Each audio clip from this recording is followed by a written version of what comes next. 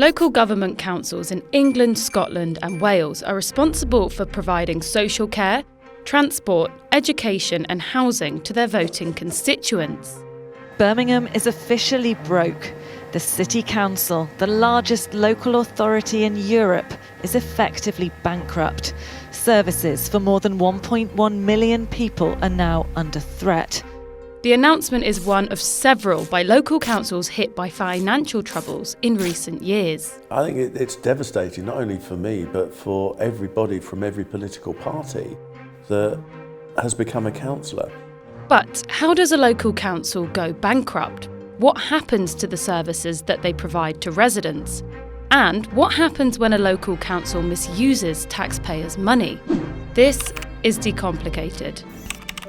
How do local councils fund services? Local governments in Britain are formed of elected councillors that are voted in by their local residents and are each tasked with looking after specific areas for the period that they are elected, usually around 4 years. 70% of our budget gets spent on adult and social care, and 30% gets spent on the highways, library services, all the things that residents really value. Since the 1980s, UK councils aren't allowed to run a deficit budget, meaning that they have to balance the entirety of their budget over the course of a year. Their local funding comes from a multitude of sources that aren't just limited to taxpayer funds. These include central government grants, business fees, investments like renewable energy or high street properties, council fees and services such as parking. 70% of our net funding now comes from the local taxpayer, with government only providing 30% through grants. One of the big challenges we have is that they're reducing those grants every year.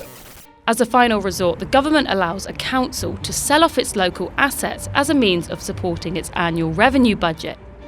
Services such as leisure centres and libraries are also heavily cut back to meet rising costs, as these are considered less critical operations. Why does a council go bankrupt? The past decade has seen UK councils straining under increasing financial pressure as local budgets have been hit by cuts implemented by austerity measures from central government. Growing costs, particularly housing and social care, mean that budgets have been stretched beyond their operational capabilities.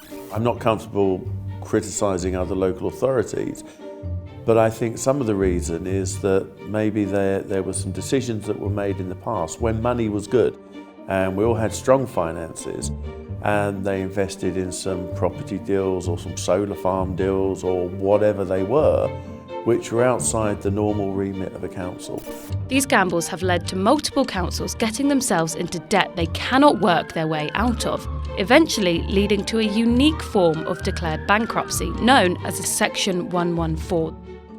What does it mean if a council goes bankrupt? Councils aren't subject to the conventional means of bankruptcies as other businesses would be, and therefore cannot avoid repaying any previous debts through this route.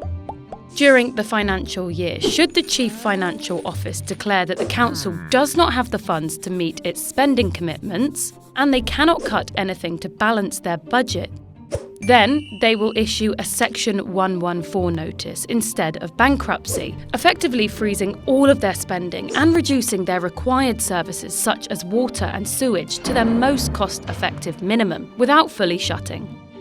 Upon issuing a Section 114, the council must meet within 21 days and discuss what their next course of action will be. If they can, at this time they will decide on how to amend the budget to reduce spending on services. First thing that would happen is that all the spending that is non-essential would stop overnight. They would then look at some of the areas that we deliver that are non-statutory. We would have to stop delivering those non-statutory services, and that would probably be overnight. We would no longer be running the council. The officers would no longer be running the council. It would be run directly by central government through their commissioners who would be making those tough decisions. So it would be an unelected body that are making the decisions that impact the residents of our county. So, which councils have gone bankrupt? According to a 2020 study by the think tank the Centre for Progressive Policy, more than 8 out of 10 English councils are technically at risk of bankruptcy due to the financial pressures of the rising cost of living and the fallout from the coronavirus pandemic. But local councils going bankrupt isn't a new issue. In 2000, London's Hackney Council was the first in history to issue a Section 114 notice. It wasn't until 2018 that another council, this time Northamptonshire, did so again. Northamptonshire has, however, narrowly avoided 2 further liquidations since. In 2021, Slough Local Council attributed poor management for having a £100 million deficit in their budget. And in 2022, Croydon and Thurrock councils declared bankruptcy. Woking was the first to issue a Section 114 in 2023 with a deficit of £1.2 billion, followed by Birmingham with a £760 million debt. A group representing 47 councils in the North, Midlands and South Coast of England released a recent study that said 14 councils are considering the move of issuing a Section 114 by 2024. Other councils not represented in this group that are considering the move include Bournemouth, Somerset, Hampshire, Guildford, Hastings, Middlesbrough and Kent County Council. I can assure everybody that we are not in that area of a Section 114 notice. When we have a total budget of about 1.3 billion, 23 million is a substantial number, or it would be if it was in my bank account, but in the finances of the council, it's still substantial, but it is something that we can control. And the actions that we're taking, we are fairly sure that we will have that under control over the next 12 months.